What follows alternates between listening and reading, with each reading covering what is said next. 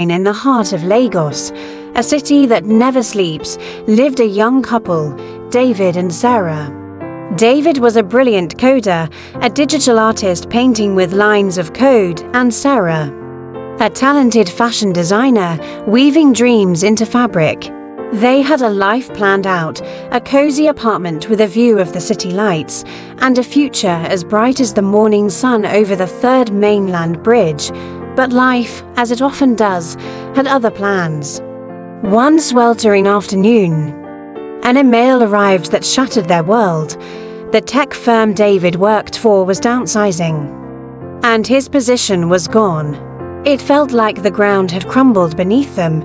Soon after, the rent notice came, a stark reminder that their little haven was slipping through their fingers, with their savings dwindling faster than a harmattan haze. They packed their dreams into a few worn-out bags.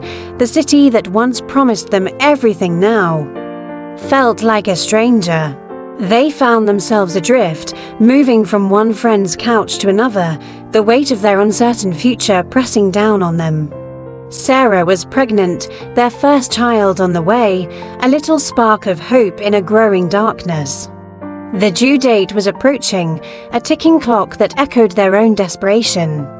They needed a place, any place, to call home, a safe space to welcome their baby.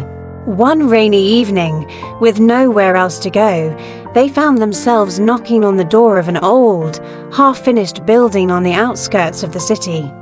It was a place David used to pass on his way to his old job, a skeleton of concrete and steel, forgotten by its developers.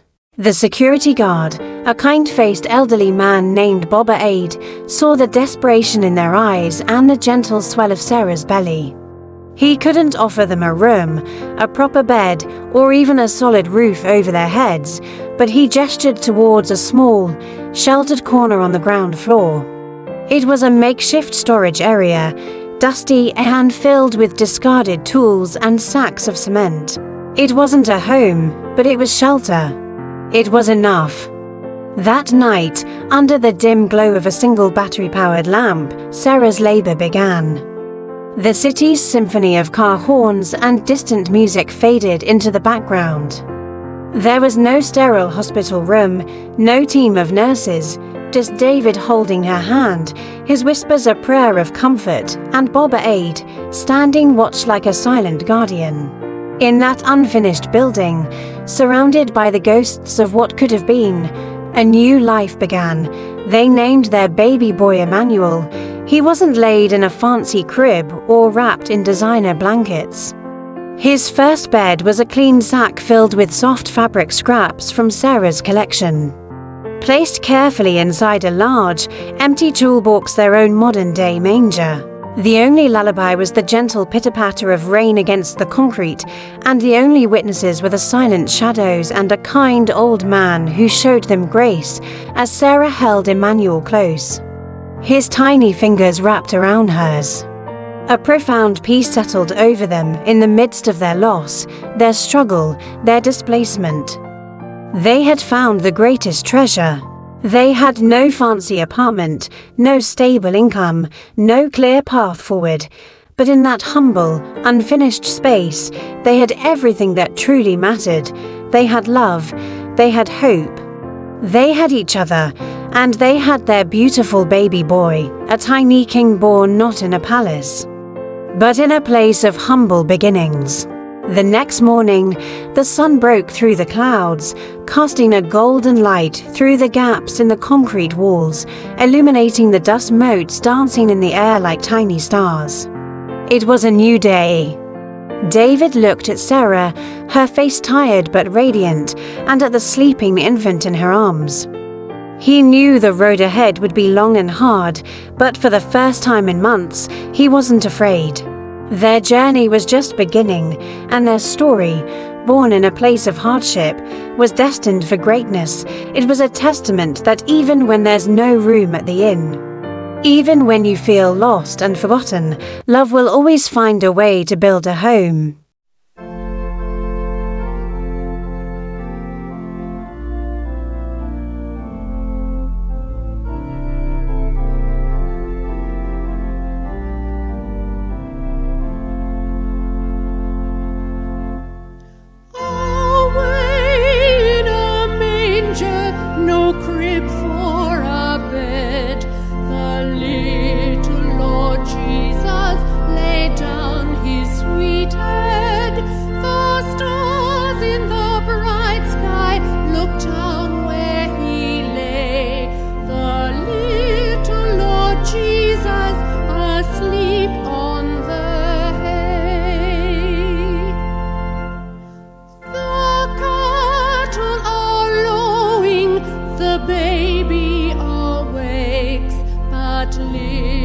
Lord Jesus, no crying he makes. I love thee, Lord Jesus, look down from the sky and stay by my